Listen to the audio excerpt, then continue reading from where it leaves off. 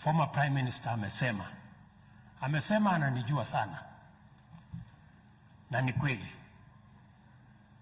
Nasema ananijua, nitapiga kelele alafu nitatuliza. Na mimi pia namjua sana na nimemsoma sana, ndio nilimshinda akiwa na Uhuru.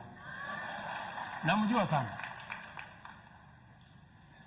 na kwa sababu mimi namjua sana, najua ataendesha hii mambo yake pia hii yote mpaka na maandamano, lakini mimi najua itaizia wapi. I know that. Si namna hiyo?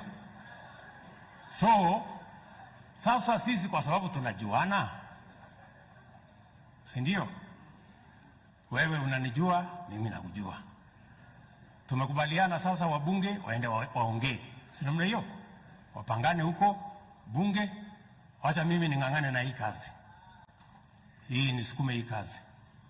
Na mimi nataka Bwana Prime Minister, umesema kuna maneno